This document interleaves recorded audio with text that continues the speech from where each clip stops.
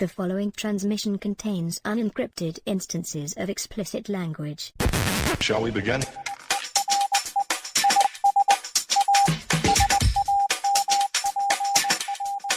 Let's begin. Welcome back. This is part 2 of our tradecraft analysis of Ronin. In part 1, we watched the IRA assemble their team of mercenaries and prepare to steal a case from some unfriendly people. If you missed out on that, there's a simple solution. You might want to hit the subscribe button on your favorite podcast app so you can always stay caught up with us. This week we are going right into the action. So far the story has been relatively straightforward. A few hiccups along the way, but nothing to seriously derail our team's planned ambush operation.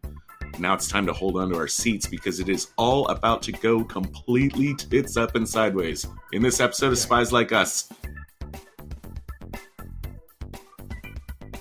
The actual op goes down the next day. Rigorously planned out. Very nice stuff here. With people put in correct positions, to let everyone know what's going on. Not having two snipers shoot at each other. Right. Plus spy points on that stoplight trick, where they can get the car to stop exactly where they want it. Gregor's tracking. I wonder how realistic that is. I mean, I presume so, but that's kind of tough to have just a remote. Like, does that even exist? You would think that there would be like a security policy from whoever is in charge of that stuff. I'm sure it exists today, and it would be easy, for instance, for like the CIA to arrange that to happen at a New York stoplight. Yeah. Here we've got some people that are operating in France. We're actually back to Nice, which was also featured in our Day of the Jackal episode. I guess it's kind of on the border of France. A little bit outside of Paris. I'm sure you could do it. I'm not sure they could have pulled it off in this situation, or at least it should have involved more prep work. Like, some guy, one of those things like you'd put the River Phoenix character from Sneakers on that job, Yeah. Dressed up as a city worker and up there in his rig doing some maintenance. Well, Jean Renault could get maintenance. John Renault apparently is the guy that gets stuff in Paris, and if we're in France, I presume he can get the thing. Sure. Yeah, I mean, he said some of what I need is very specialized. Jean Renault said, if it's in Paris, I can get it. But yeah, you're right. This is maybe that's maybe a little bit of Mission Impossible tech. Yeah. Which could be replicated without being in a Mission Impossible movie, but probably more work than what we've seen happen in this film. Yeah. Gregor's using some, what we would now call laughably low-res computer tech in his van to track the target. Is he tapped into a satellite or something? I'm not sure. GPS existed back then, and you could still track cell phones back then. Most consumer market stuff is out way after military level has it. That is believable for me. It definitely would have been satellite. And I know GPS was around at some point, at that point, consumer market wise, it was just really expensive. I mean, this is 98, so given script writing, well, it could have been changed always later. Spy movies, realistic or unrealistic, like we're always like, we always want to be, as the audience, we want to be introduced into what's one step past the current cutting edge of technology is the most fun for us as we eat our popcorn, for sure. Yeah. But on the low tech side, I like that in the interior of his van, he's got a gigantic map of Nice right to his right side that he can reference at any time. Like, it's fucking huge. Like, they wallpapered the van with Well, the yeah, map. at that point, they definitely wouldn't have had Google Maps, so like a third screen probably wouldn't have happened. No, that's a good point. I like that it's all there. I wanted to comment quickly on the full-on Grand Theft Auto move that our driver guy pulls off, where like he rams the car into the side, pulls up by the side, and hits what is it? Hits R1 on his controller, R1 and X, Right? because that's how you do it in GTA. You Yep. definitely learn to practice that particular sequence of events. And yeah, it definitely made me smile. What made me smile a little less was, okay, so now everything's crashing together. I mean, they've systematically eradicated like one car and then another car and then another car. We're down to the final car and we've got that crash down. We're grabbing the fucking case, right? And then we get this bullshit scene where Gregor and people are shooting like high caliber shit. Like Robert DeNiro fucking started this shit off with a grenade launcher, goes back for a full on assault rifle. Like, there's like some major fucking artillery going on here. Gregor pops out of the van and like just pew pews with his little fucking handgun for no reasons. Yeah. Like you're not contributing to this fight. What you're really doing is you're just announcing yourself. Right. Well, he could be playing the he's got to get out of there. He's got to show there's fire, right? Maybe. I don't know. I think in a firefight, like, and I'm no expert. In the firefight that I'm looking at, popping out of the van and going like pew pew just looks really cool. It's not. I don't think it's the right move with that little gun. You're not contributing. Like in an Overwatch situation or something. Like if I'm playing a game, like everyone's raining out like 200 fucking DPS. And I'm going to like pew pew with my extra little like 10. Yeah. And, at the range he's at, like, it's whatever. I spent a lot of time with it. I like the way he blows the handcuff off with his little micro explosive. That was really cool. Just with, a lot of movies, when you see a handcuffed briefcase, you're like, oh, you got to cut the hand off. But like his little explosive, like tiny pyrotechnics is really cool. Sure. And that was actually a lot of fun. And so I suppose it was always planned on the surface level amongst the team that he was going to be the guy to get the case, because he's carrying that equipment to disable the little chain.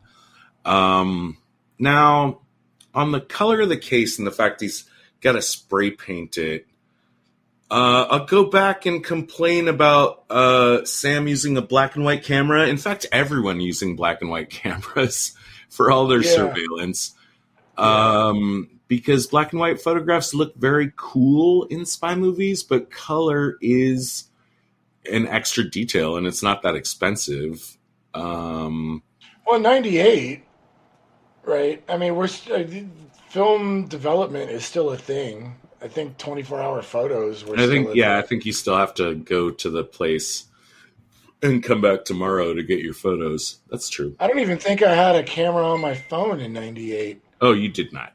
I don't know. But I think Gregor should have known the color of the case in advance. Right. Well, and especially since we, find out later their ice skate case. Mm-hmm. And the amount of intel that they ran to find out about the target, they would have seen the case, right? Well, yeah. I mean, they see it. You have to know where the case is, right? In the photographs that Sam takes at the hotel. Yeah. Well, maybe I'm being too harsh. Like Gregor, he's got to. I don't think you're being harsh at all. Think you're being harsh. He's got limited amount of time. He needs to, once he knows, maybe he doesn't know what the case is until he sees Sam's photographs from the hotel. That's maybe when he gets the first time.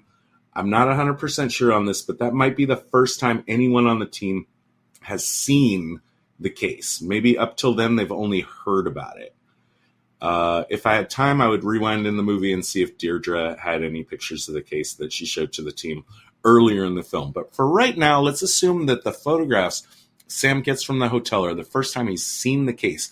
Well, because dumbass Sam is cheaping out on the film that he's putting in his camera. He's only got black and white photographs. Well, no, okay. What I'm trying to get at is maybe that's the first time Gregor's seen the case. So now he knows what kind of case he needs to get to do the double cross. He sees what kind of case it is, and he sees, oh, it's an ice skating case, which he knows because he's Russian. And then he goes to the local store, and they don't have any silver ones. And he's like, fuck. Right. Yeah. Well, Right. I'll improvise. Okay, Yeah. so maybe I'm okay with this. Maybe I'm more okay with this than I'm more okay. Wasn't there a whole thing for them to find about the cases that like they had to go find a place that sells Russian stuff? It's fucking. This happens to just be a Russian ice skate case. I don't even. No one in France uses ice skate cases. I don't even like that part. No. I don't know. Like the figure skating is a pretty niche market, right? It's not like you have, regional ice skate cases. This seems like a cinematic choice to just be like, we need to, because there's a bomb in the Switch case, right? So we need Robert De Niro to figure out, oh, there's a bomb, or like get rid of the case. No, it's fun. Yeah, it's fun. Yeah, like it's a fun way for him to realize. I don't think you're being too harsh. I don't think you're being too harsh at all. I think this is really weird, and because the scene is so fast with like pew pews and kabooms and cars and stuff, we're not really paying attention. I think this is our icebox moments where it's just like, okay, well, this is we are kind of nitpicking, but I don't think you're being too harsh because realistically, I don't know that it'd be that hard to get a similar case, especially since we're talking about we found out Russian mafia dude is like dating like a top figure skater, right? And like he needs to get a case that matches. There's got to be figure skating in France. I mean, they compete in the Olympics, right? I mean, he doesn't have time to spray paint it in the moment. Like that was what I thought when I very first saw the movie. Is he needed to see the case in real life during this op, and then quickly like say like, oh fuck, my case is the wrong color. Well, I was smart enough to bring some spray paint. I don't know, spray painted it in advance, or something. These days I would say like just fucking order it on Amazon. Right? Which obviously you couldn't do at the time. One way or the other, he gets away with the case. Sam goes to Deirdre. He says, like, what the fuck? And she's, where's he going? She fucks up by saying he's going to sell the case to the Russians. They didn't need to know that. Minus 5 points. Wait a minute. How does she know he's selling it to the Russians? She's known this the whole time because Seamus told her, you've got to move fast before they sell it to the Russians. Oh, that's right. I missed that. But when she tells Sam Gregor's probably going to try to sell the case to the Russians, that's also like a leap of logic on her part, but it's also information she didn't need to give out. Right.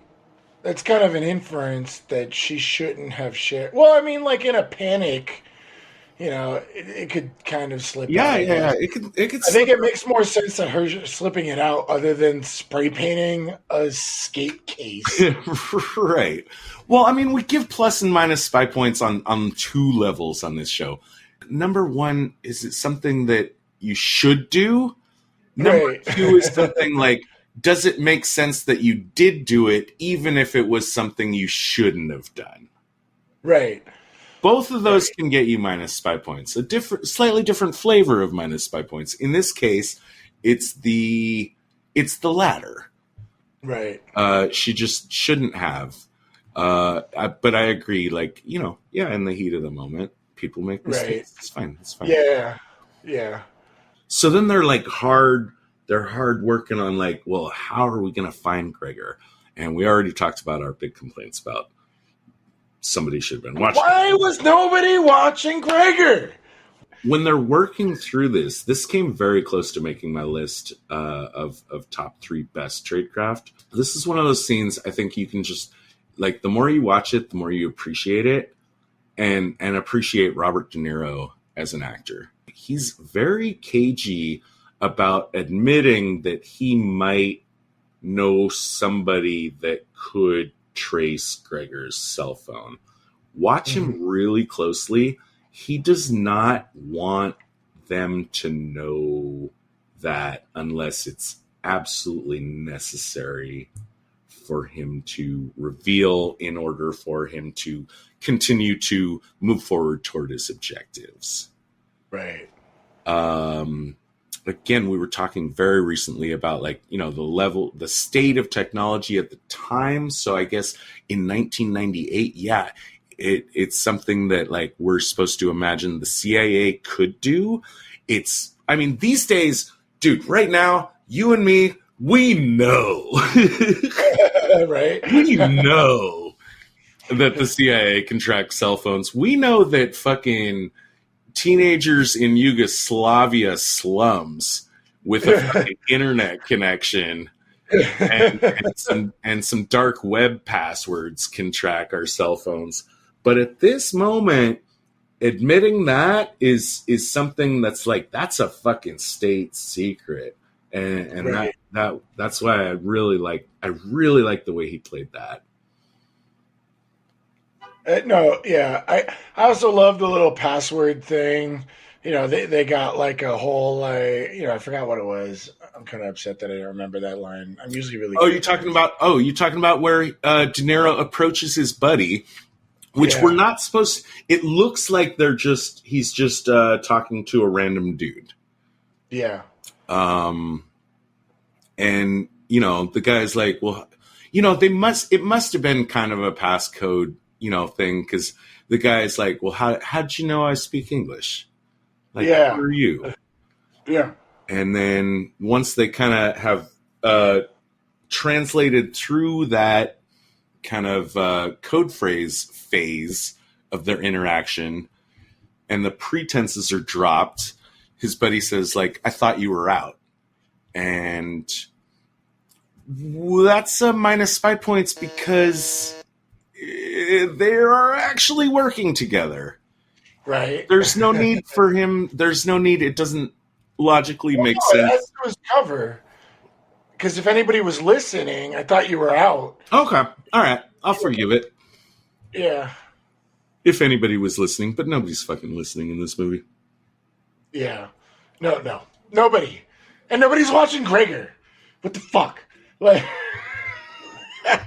it's also, before we get off cell phones too, you know, like I said, too, like today, when we know that cell phones are vulnerable, like, like if you saw this movie in 2021, Gregor ditches his fucking cell phone like immediately after his betrayal and picks up a burner.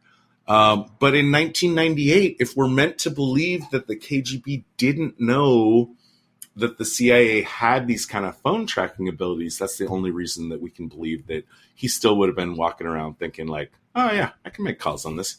CIA is not listening. Yeah. Yeah. Well, no, not. I mean, Gregor would know. He's the tech dude, right?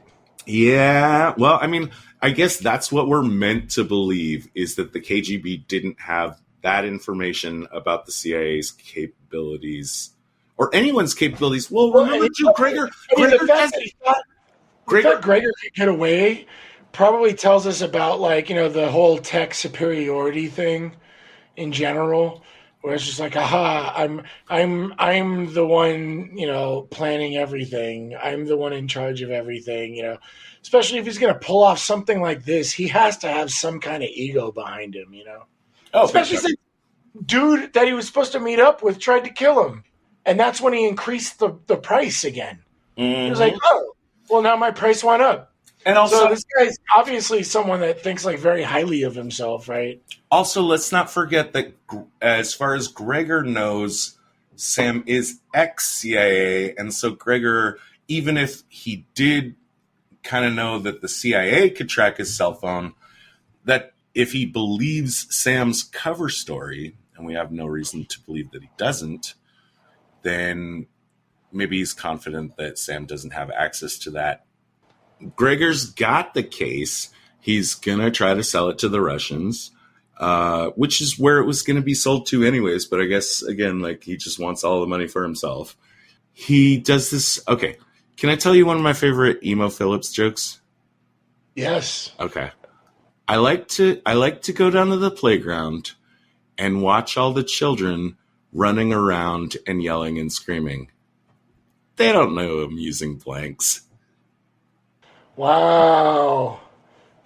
That's like a darker Mitch Hedberg joke. It's a pretty fucking dark joke. Yeah. Wow. But I brought it up because this is the situation where Gregor proves to his Russian contact and also to the audience, that he's harder than a coffin nail. Yeah. Yeah. Absolutely. Yeah. This is the. I mean, with the shot, like we were talking about the whole '70s feel. Like we get so many shots of him where it's just like something's up with this guy. Something's up with this guy. Something's up with this guy. And then we get this like moment where he's just like, I don't fuck around. I want my price raised.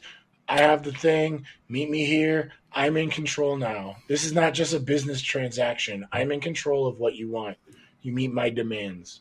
I don't have the thing. I have it in a safe place. You meet my demands, or you're not getting the thing.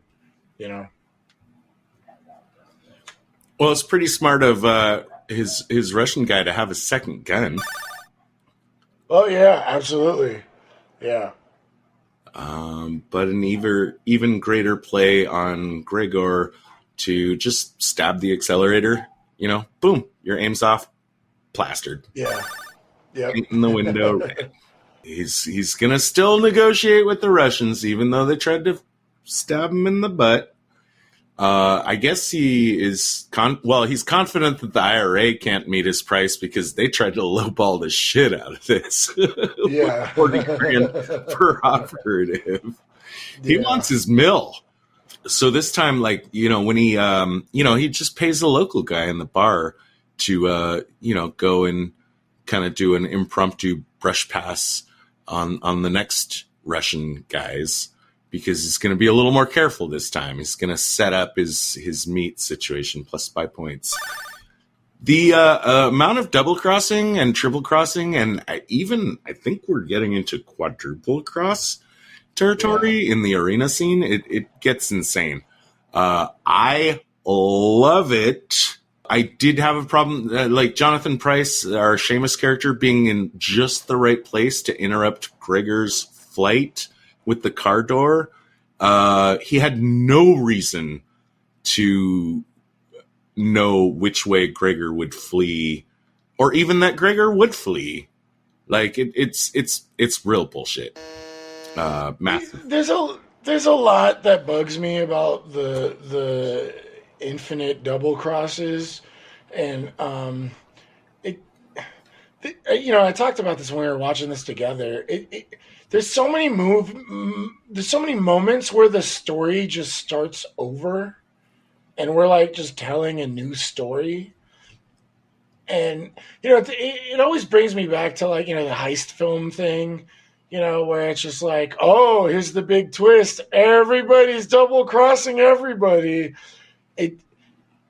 This was better done than in most heist films where it's just like everybody's doing it. But what bugged me the most, and especially after our big car chase that took 10 fucking minutes, it was really exhausting to have to start over.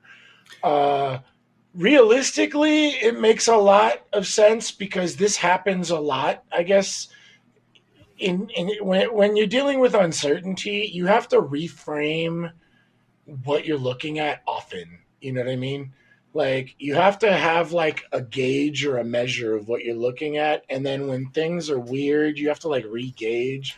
So it was kind of fun watching the movie, for the first time. Um, but while I was watching it the first time, it just bothered me that as a audience member, like forgetting analysis for this show is forgetting like just looking at all the tradecraft and stuff. Just watching the film is like a film to like sit down and enjoy. Like you have to start over so many times. Like, oh, okay. Oh, this is the story. Oh, no, oh, okay. I guess we're telling this story now. I guess Griffin, it was kind. here, let me get in here. Griffin Newman from Blank Check said that if you meet anyone that says that they remember what happened in the second half of Stripes, they are lying. I do. Okay. Well, but I'm also. Do you take my point? Yeah, I do. I got your point. I got your point. To yours, like, yeah, that's definitely a movie where like there's a movie that everyone remembers, and then there's another movie which is the second half of that movie. And I think Ronin is the same way. I think that I can definitely speak for myself, but I think it also just might be true. Like, if you saw Ronin, like, I don't know, 4 or 5 years ago, like, you probably remember everything up until Gregor steals the case. Yeah, right. Really don't remember anything that happens after that. Because again, it's like you said, like we're kind of starting a new movie. We're starting a new story. Yeah. But it's not even just like with your Stripes example. You definitely made a good point. I just happen to have seen it 8 million fucking times. But you're right. So you remember all the RV stuff? Yes, I remember the whole RV thing and the flamethrower and the. Why have you seen it 500,000 times? That movie kind of sucks. One, because it was at a time. That probably explains why I'm confused about movies people haven't seen. There was a time in my life around like maybe late junior high through high school where I was just watching TV a lot, and like there were so many movies on, and this is why like I've seen Clue 100 times. Not that you shouldn't watch Clue 100 times because it's probably one of the best movies ever made, but like there was a lot of movies on television. Like I remember there's like this board game group that I'm a part of, and somebody who is a film buff had never seen Troop Beverly Hills, and I was like, what? Like I was like, that was on television all the. It's kind of like like I talked to my mom, and she just tells me stories of how Wizard of Oz was always on television, like always on television. Like there was a period of time in my life where like there were just movies on television all the time, and you're like, oh yeah, I like this movie, let me just watch it again. But like now that I have all these DVDs or I have like access to all these streaming fucking services, I have like a list of films that I've seen that I don't go back and watch all the time. It's just weird. Like when it was just on, you'll just watch it, right? Like you just need to watch it because it's playing type of thing. And like Stripes was one of those. It was always on all the time. And that's why I really remember the second half of the film. Okay. Like that's probably enough about Stripes. Sorry, but to your point that you were trying to make, you're right. The second half of Ronin, it's just like a mess for me. It's less. Like, it's much less. And we haven't even gotten to the car chase part. But again, I commented to you directly, like halfway through that last fucking car chase. I was like, I'm starting to forget what this movie is about. Like, right? What? Yeah. What are we doing here? Yeah, and I'm wondering if the director, the writer, the producer, the film umbrella wanted us to experience uncertainty, and having to readjust, your frameworks. And if that's the case, I want to maybe up my rating of the film I think a before. better version of this film is at this point, we should be like 85% through the film. And then they could have spent a lot more time with the parts of the film that we really liked, which was like the team getting to know each other and Right. like they're prodding and maybe develop those characters out some more. And then like, the betrayal would be like the beginning of act or the end of act 2 and the beginning of act 3.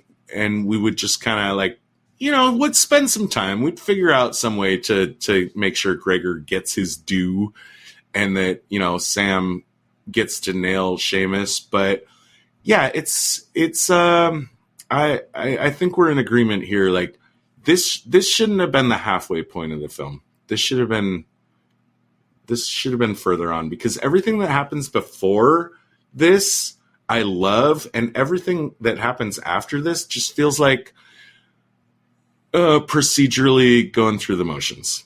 Yeah. And with a lot of extra steps that are not necessary. Let's start with the Lonsdale scene. You said you love it. I'm cool with that. I want to hear your thoughts about that. I just love it watching Lonsdale. I don't think the scene needed to be there. It didn't Whatsoever. Other than maybe the surgery. Let's start with that. Lonsdale's got all this surgical equipment. Okay, so Sam's been shot. He was shot in the quadruple cross part of the thing. He needs to take care of it. He's like, get me to a doctor, veterinarian. Jean Reno says, I can do better than that. He's going to take him to Lonsdale. Lonsdale has apparently like all the surgical equipment necessary, but no access to an actual doctor. Minus 5 points. I don't know. Maybe he was a doctor and he's trying to keep his cover. It seemed like we needed this scene just to have an awesome Lonsdale moment, which I'm okay with. I feel like it was the first scene the scriptwriter wrote into the script and said, like while he was still working on the story, he was like, and then there's going to be this scene. Yeah, right. With a long-haired guy with glasses and sad hound dog eyes, right? And a French accent.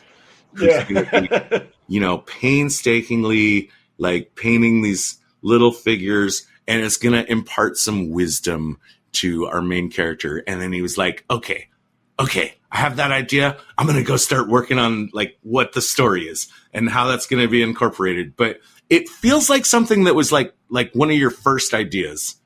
And then you never went back and looked at it and said like, does this scene need to be there? And it doesn't. Because like, first off, Robert De Niro's character Sam is not a Ronin. Not whatsoever. That's and this is when we actually film. He's only posing as one. So anything that Lonsdale could impart wisdom-wise to Sam is gonna land on deaf ears, and it does. I mean, he tells him the story about the 47 Ronin, and Robert De Niro's just like, yeah, fuck those guys. Yeah, this is when we get the title of the film, because we later find out that, Robert De Niro's not actually a Ronin. We even get the whole samurai beginning at the beginning of the film, telling us the story about the 47 Ronin. Then we get this scene with Lonsdale about the 47 Ronin and how they died for the right thing. But Robert De Niro doesn't really do that. He doesn't die for the right thing. Well, I guess he kind of does. He's trying to get Jonathan Pryce. That's his objective. It doesn't mean anything to his character, and that's a cardinal sin in storytelling. Is to just masturbate this, very cool Lonsdale character. I mean, he's fucking awesome. I love this guy. I love his little miniatures. Yeah. But no, the whole thing was great. But maybe this goes back to what I was saying. There's no substance to it at all. Maybe they were trying to give us the real experience, quote unquote, and the whole big moment of clarity, like it's not real. You know, it's just kind of a story, I might be able to fix it. Have the Lonsdale conversation with Renault instead. Because Renault is a Ronin. And by the end of the film, we realize, like, he's actually, which in a way that I really like, you're not aware that Jean Renault's character, Vincent, is our audience surrogate until the very end. He's the one that is left to observe and to see and to report to us like what actually happened. Maybe Lonsdale. That's right. They should have just had him be the one viewing the 47 Ronin story. Right. That's a great. Oh no, we should call up everybody in Hollywood and be like, "Hey, y'all fucked up. This is what you should have done." I'm sure they should listen to us. I still love the movie. Okay. Oh, really quick too, like the self-surgery scene on De Niro. Also, like we said, like this movie regularly makes top 10 lists of best car chase movies. This is also makes all the lists of top 10 movies where the hero has to remove a bullet from himself. Really? Starting with in my opinion, First Blood is always going to be like top of my list. Right.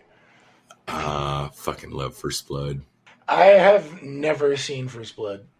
Oh my God, we are going to fix that. It is a really good movie, David. Yeah, Master and Commander had a really good one. Oh yeah, here's the list. Master and Commander, that was really good. Mm-hmm. They had to get him to the island, because it was too dangerous to do it on the ship. Ronin makes number 9. I guess there's one in John Wick that I don't remember. I guess there's one in Castaway. I also don't remember. First Blood, The Martian. The Fugitive. Oh, Predator made the list because the Predator himself had to do some self-surgery. Oh, that's right. Remember? That's a good one. Yeah, that's a good one. No Country for Old Men. Mm-hmm. Do you remember? Oh, yeah, that was a really good scene. Okay. And then number 1 was The Terminator, where he fucking takes his eye out.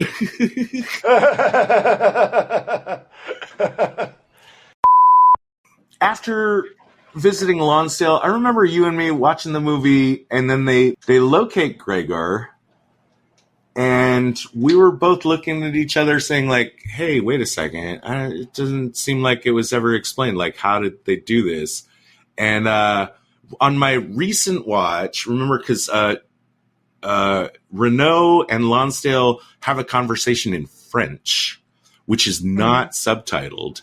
It turns out that's the key in that conversation. If you watch it with like forced subtitles on, you'll find that Renault tells Lonsdale, "We need help finding Gregor." Lonsdale says, "I can do that," and so that explains that part. I see. Well, then maybe the 47 Ronin story scene was kind of telling Sam Renault is a guy you can trust. Remember, I complained about Deirdre saying to Sam, like, he's going to sell it to the Russians. If she hadn't made that mistake, they wouldn't have... I mean, because now it's down to just Sam and Jean Renault, right? Like, they're the only people left. Like, Deirdre and Seamus have formed their own thing. They've captured Gregor. The driver guy is dead. Sean Bean was, exited the film alive. Much earlier in the film. Oh, wow. Oh, man. You know what else would have made this a better film? I don't know. Now I'm just kind of jacking myself off a little. Dude, fucking Sean Bean shows up at the end? What if he was like so butthurt Yeah. that like he comes Right. back? That would have been pretty realistic too. That would have been Just a dope. guy, especially for his character, that would have made a lot of sense. And then we would have had a I'm chance sure to that kill him. happens. Yeah. Because Sean Bean needs to die in every movie. Yeah. Right. But we get our 10-minute long car chase, at the end of which we get our number one worst tradecraft of this film. Dave, take it away. Explain the problem with what Sam does, knowing everything we know after having watched the movie a few times. Why is this our worst tradecraft? So we've already kind of spoiled quite a bit. The end twist is that Robert De Niro has been working for the CIA and is trying to locate Deidre's handler, who's played by Jonathan Pryce. That's who he's actually after. He doesn't give a shit about the case, and he doesn't care about the money either, right? Other than that might be a black way of trying to get the money, and I mean like a covert way of getting money. The car chase ends. Jonathan Pryce is basically pulled out of the car after being like kind of just detrimented from this like crash or whatever. And it's just like, well, if this was your target, why are you even going after the case? Why even keep up the cover anymore? Unless you're playing like long game chess, but still it even doesn't even make sense. Like, just follow the ambulance. If he didn't care about the case to begin with, right? Like, how valuable is this case? They presumably know what's in it somehow, or it's like not even relevant to them, and their only target is getting to Jonathan Pryce. Like, they could just like Here he is. Here he is. Here he is. He's right here. He's half burnt to death. Yeah. He's being dragged presumably to a hospital. There's a bunch of EMTs pulling him out. I don't even know that Sam needs to make a move here except to pick up a phone and call his CIA guys and say, we got him. Done. Yeah. End of movie. Right. And I don't know, maybe this goes back to the whole love interest rewrite where like he was trying to stay with Deidre, so he had to keep on the act to get her. I don't know. Ew. It's silly. Ew. Yeah. Ew. Knowing what you know, you at the end of the movie, like you have your target in your sights. You go for it. Instead, they spend a bunch more totally unnecessary film time for another story, pretending that we care about the case. But eventually, we get the we still got finale. Still got finale. So pretending to go after the case. Plus 5 points for Renault chatting up the guard, sharing a cigarette. Yeah. And he replays the line that Robert De Niro mentioned about talking to his guy. Oh, somebody I knew in high school. It was cute. We watched the ice skating performance. And we know that Russian mafia dude's important. Like he's like dating her or whatever. Gregor's big plays that he's got snipers on the figure skater. Pay me. They still kill Gregor, and the sniper kills the figure skater. Great play out because it was basically like if I don't call them within X number of time, they're going to shoot the figure skater. I'm going with plus 5 points on Gregor, even though it didn't work out, because I don't actually believe that the money was worth more to they spent so much setup, on the Russian guy's like adoration and wanting to be a patron of the arts, particularly this ice skater. Right. That when at the end of the day, it was the money was worth more to him than the skater. I'll go with minus movie points on that. Yeah. Like we brought up, like they just keep opening new stories to tell us. And Look, if it's really to give us the real experience, okay, that's probably going to up my rating once we get there. But I mean, the rest of the film doesn't really get us anywhere other than telling us, oh, Sam was actually working for the CIA the whole time to get Jonathan Price. Which All is this a other nice stuff. twist. It is a nice twist. It is. It is a nice twist, but they didn't need to go through all of that to get us there. Right. Yeah, I totally agree. I do like to give some plus spy points for Seamus showing up in his security guard disguise. That works out very well for him. Yeah. You know, especially when they're after him and there's a whole bunch of security guards. I mean, that's a really good like blending in kind of situation. So originally though, he thought he could get his hands on the case for 200,000. That's $40K for 5 Ronin. And then he agreed when he was pressed to pay $1 million for it, which is 200K for 5 Ronin. If he thought he could get it for 2, is it worth it for him to get personally involved like this? And also, like, where are the other IRA? Where, like, Deirdre is just get your boys. Right.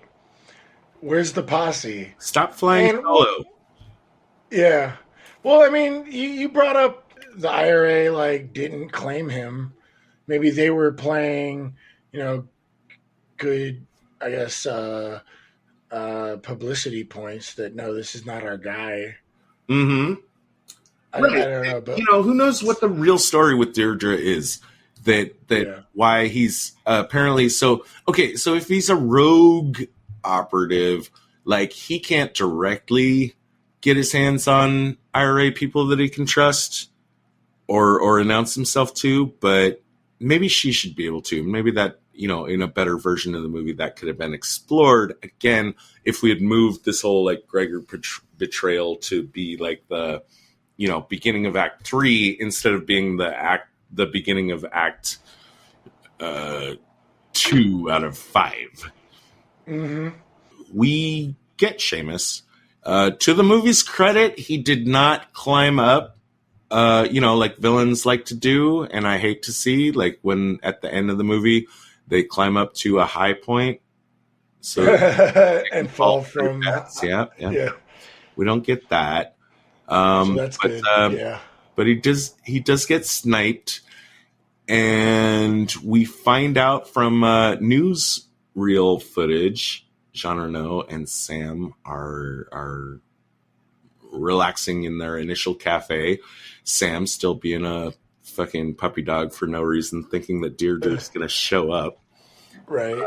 On no evidence, right? Other than her trying to kiss him, because like he kissed her to cover them, like one at the villa. Time. Yeah.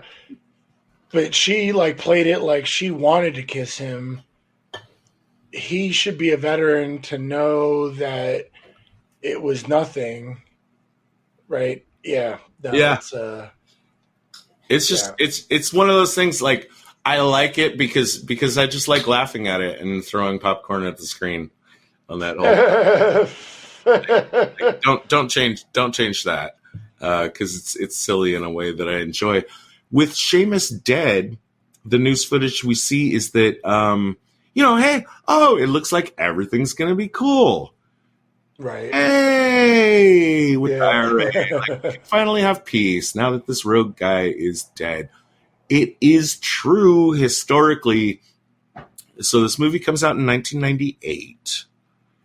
It is true that the first major huge progress toward the UK and IRA making peace with each other was made in 1997 and was still continuing through 1998 when this film comes out. And that could have been it was significant enough that movie makers of the time might have thought this is it. We're finally done. Unfortunately, it didn't really work out that way. And just a historical note, it wasn't actually until 2005, because there was some, there were some major moves toward peace, but then there was some backpedaling and some unfortunate events that unfortunately extended the whole situation out until 2005, which is when the IRA leadership officially disarmed and finally gives us closure on the Troubles. Yeah. So in the end, there's no happy ending for Renault. CIA should have just paid him something. I guess he doesn't. Yeah, he doesn't get paid. I mean, also well, he's our Ronin, I guess. He is our Ronin. He is the Ronin. Better version of this film. Focus on him more and less on DeNiro. Make DeNiro a little more of a side character. Maybe that makes it a little harder to do the whole magic trick of the movie, but we're talking about at a certain point, they're still going after the case where that makes no sense for Sam. It does make sense for Jean Reno because Jean Reno, I guess, still wants to get paid. Mm-hmm. But at the end of the movie, he doesn't get paid. And you know what? CIA's got deep pockets. Instead of just saying and you know what? It's not even just that the CIA, that Sam doesn't, say hey, we'll pay you for your help with this. He doesn't even fucking buy the cup of coffee. He makes John Reno fucking pay the right. bill. Yeah. Cheap ass motherfucker. Yeah. It's romantic. It's very romantic for Renault is the character in a Clint Eastwood movie where the man with no name is riding off into the fucking horizon. Right.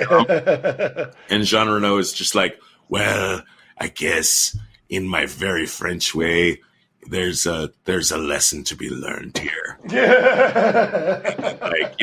Cue music. But just really quick, I'd like to see him get paid, and the CIA can afford it. Yeah, absolutely. Red fucking dude, especially at this point too, Sam should be identifying Jean Reno as a guy he can fucking trust, always have his back. Yep. And he should be fucking recruiting that motherfucker. Oh, absolutely. He should be saying yo, yeah. You want to get paid? Yeah, right. Let me talk to you about some shit we could do together. Yeah. Now I'm going to talk about the alternate endings of this movie. There is a first ending which was originally planned. In that one, so we got Jean Reno's character, Vincent, and Sam in the bistro, and they're wondering if Deirdre will show up for some fucking reason. She kind of thinks about it. We see her on the outside. She thinks about it, and then she decides that she's not going to, and she's starting to walk away. And then a bunch of IRA guys show up in a van and fucking call her a traitor and screech off down the street with her. The implication being that she's killed, that she dies. Oh. I kind of like that ending. It's a much better ending. It's pretty dark, but test audiences really did not like it. So they came up with another one where she does. So they said, okay, well, let's make it so that she does come up and join Sam and Vincent. And then audiences hated that one because it was too gushy. And it was too Hollywood. And people thought that implied that there would be a sequel, with those three going out in Ronin together or something. Or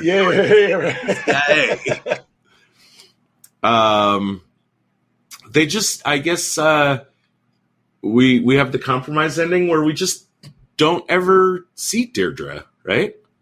Mm-hmm. So he was like, well, I can't kill her, and I can't show a happy ending for her. People hate both of those equally, so I guess we're just gonna shrug and say, I don't know, which works fine for me.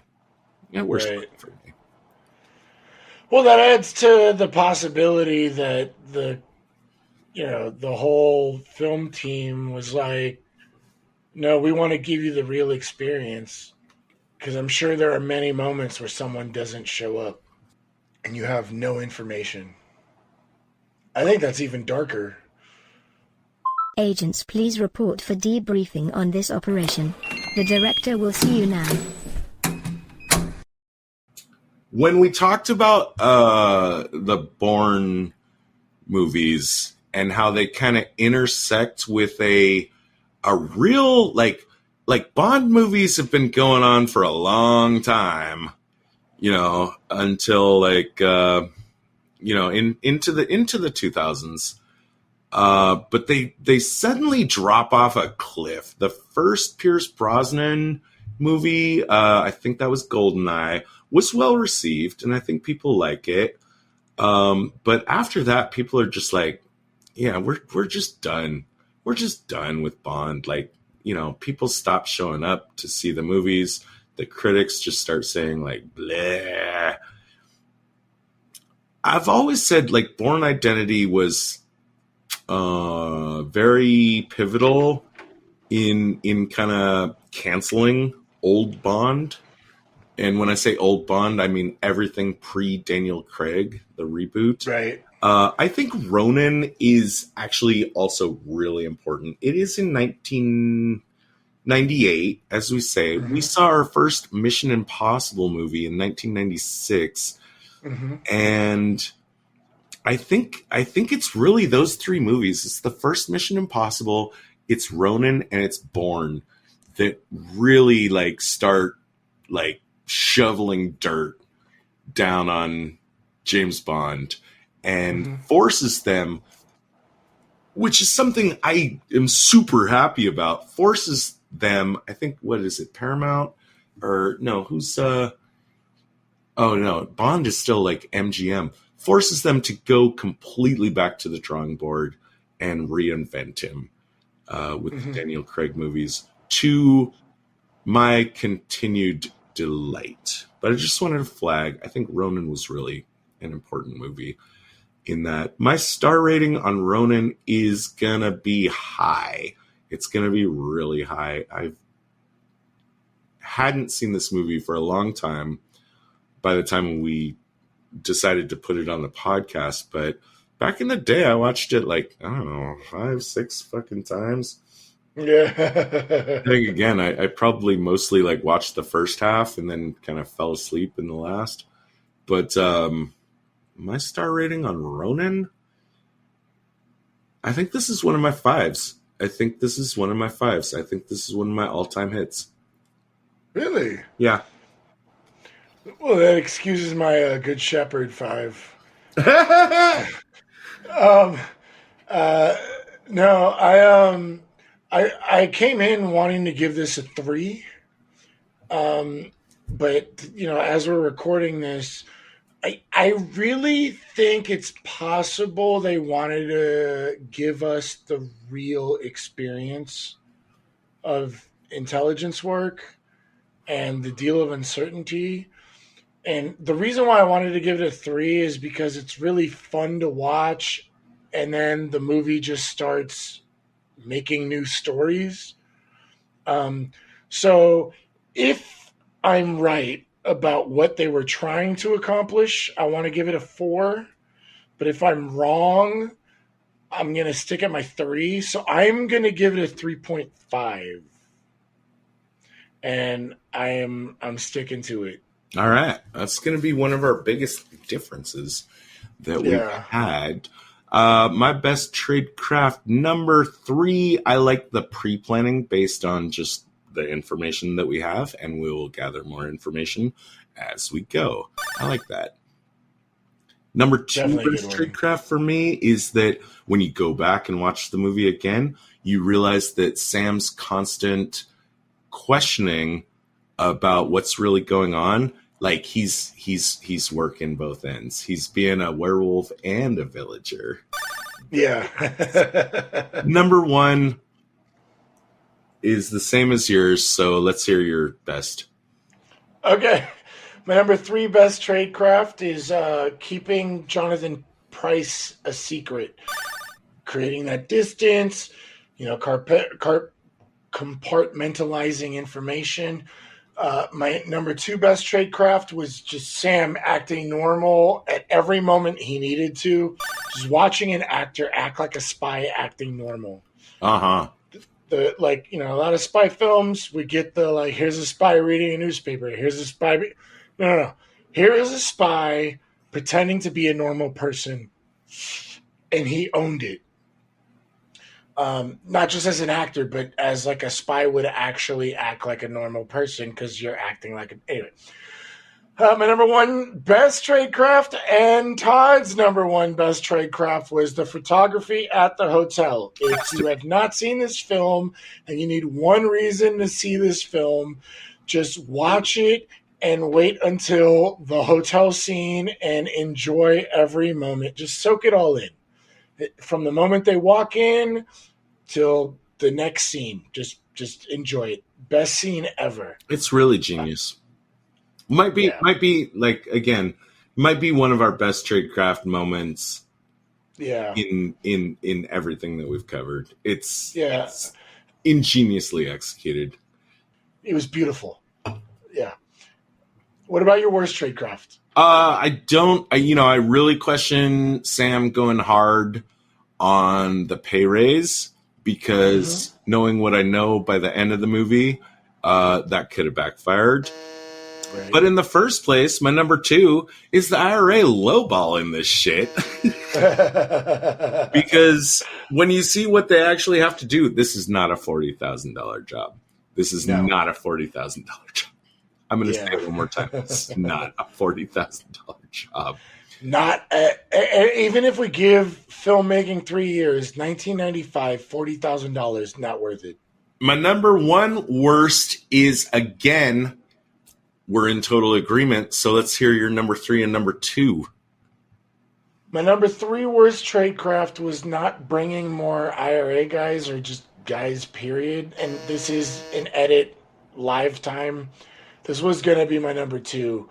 But if they were willing to pay a bigger price, they should have brought more guys, which maybe kind of tells us that they were planning on tying the loose ends, but whatever. Why was nobody watching Gregor? Anyway. That's your number 2, and they're kind of tied together. They're my number 2 worst tradecraft is why was nobody watching Gregor? Why was nobody watching? We have how many people involved? How many organizations? Nobody is watching Gregor? We know we can absolutely infer, and this is why your number 3 and number 2 tie in together. We can absolutely infer that the IRA have agents in the field. Right. But all of a sudden when they need extra guys, these guys are nowhere to be seen. I saw one of them, Knucklecracker, absolutely could have been on the job. And not watching Gregor, they did all this, they have all these guys, or at least one guy, I don't know, 2 or 3, it seems at the minimum, that are doing all the prep work. And then on the day of the op, they're just they don't exist. They don't exist. Right. And this is intelligence 101. You need people to watch the people watching. This is not even my worst tradecraft number 1, as well as Todd's worst tradecraft number 1, was why did Sam go after the case? Other than to get the girl, or other than to recruit the girl, or other than God knows what, there is no reason for him to do that because his target was Jonathan Pryce. As soon as Seamus shows up on the radar, you can forget about the box and just go for your primary objective. Right. It's silly. Anyway, that's our worst. Let's move on to park benches. Yep. I hadn't put a lot of thought into this. Where are we going to go? Me either. Let's see. Let's bring up the old Spycast movies doc. By the way, while we're doing this, I want to talk about ratings Todd and I had a conversation about this. Like, I hate doing ratings because, like, you can't ever, like, where do you even start? But when I took some classes on intelligence analysis, one of the things about just analysis period is like just taking a stab from what you think and then adjusting. And Todd helped me a lot on this podcast, like understanding estimates and ratings. So most of our ratings are coming from our previous ratings and adjusting. I don't know if you want to leave this in, but it'd be nice for me to talk about it when I'm not drunk. David, I think I could start with a 3 and end with a 3. We'll give it a little more accuracy than From Russia with Love. Yeah. And a little less than Samurai Spy. I don't know. Atomic Blonde. Yeah, well, Atomic Blonde is also a 3. Born Supremacy. Those are the movies I think are most analogous to this. Born Supremacy, Atomic Blonde. No,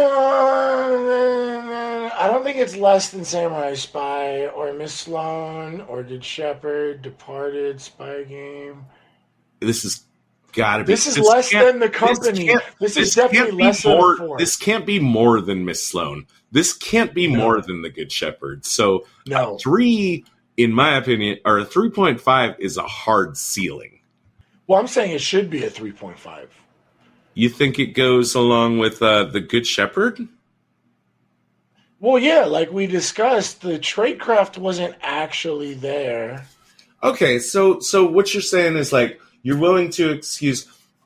I mean, I guess like because again, like the thing with the Bourne movies is like okay, all the actions that we see, the APMs that we see per minute, those all look really good.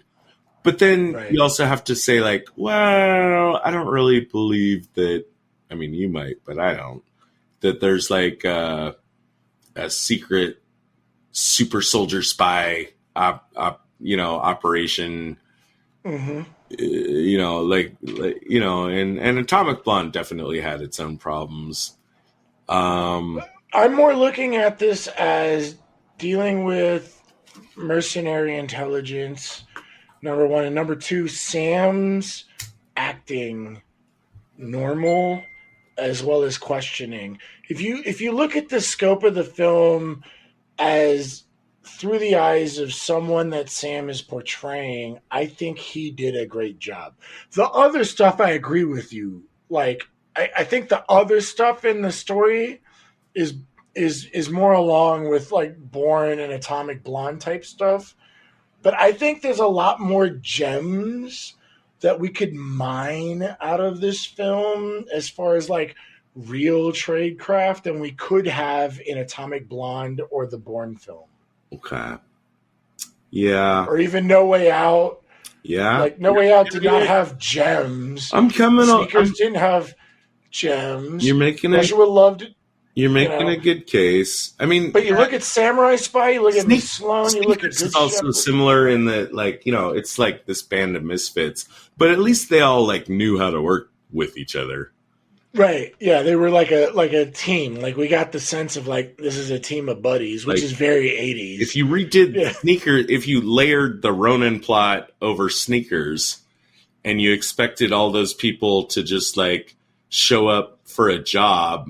Like the thing about the thing about Sneakers that we love is like all like these guys, like they've all worked together. They've kind of gelled together as a team, you know, even though they're misfits. In this film, we got like misfits that haven't gelled together as a team. Yeah, but they're like veterans. Like I think the only veterans we had in Sneakers was Sidney Poitier and Robert Redford, right? Like everybody else were kind of like climbing the ladder, gaining their experience. Like if you want to take this on an RPG type of level, versus like David, I really feel bad. In my bones, it's really not feeling good to give this a 3.5. Okay, it's not, dude. Miss Sloane, The Good Shepherd, The Departed, right? Like this movie is silly. But that's what I'm saying. The movie is silly. Well. It does its flourishes well, but the foundation is just so fucking shaky, and like there's so much stuff that like falls. Yeah, but that's like the film. The film is shaky, right? But like there's a lot of like legit gems versus like Miss Sloane is a well done film with I think less gems than we could have gotten from Ronin. I feel like there's more gems than in like No Way Out or like Atomic Blonde or like The Bourne Supremacy. You know, I'm looking at these threes. Three is kind of like our safe zone, and I feel this deserves a little bit more just because of because this should not be a 4. We agree on that. 3.5 is a hard ceiling. Yeah. I don't want to go to 3.5. I don't. Well, do you want to do a 3 1/4 on this? Can we meet there? No, we can't do that. You know what? I gotta go. I got a date. We're gonna leave it. As a split decision between the judges, 3 and 3.5. Check us out. Okay. Check us out. Somebody on Facebook, fucking like first person to comment on our Facebook page can split can split the vote. Can make the decision. We need a neutral third party. Yeah. We definitely need it. Because I gotta go. Looks like we're not gonna make this decision anytime fast. And if you jump onto our Facebook page, the first person that decides whether it's a 3.5 or a 3, boom, that will make that our official rating. That sounds good. All right. I gotta go. All right, bye. And that's the end of our show. Thanks for listening. If you'd like to reach out to us, you can find us on Twitter at spies_like us. Visit us on our website at www.spieslikeus.net. You can find out about upcoming episodes. Also, what will really help us out is if you give us a review on wherever you found our podcast, either on iTunes or your Android app or YouTube or wherever you listen to us. Even if you didn't like the show, just give us a review. It'll help us, give us feedback so we can make the show better. And it can also help other people who haven't found the show yet find out about us. Hey, Moira, initiate Protocol 9. Protocol 9 initiated. This podcast will self-destruct in 20 seconds. The preceding transmission sampled the songs Ice Cold by Audionautix, Enter the Party by Kevin MacLeod, and sound effects from freesound.org. Attributions and links are found at spieslikeus.net. Editing by Todd Hostetler.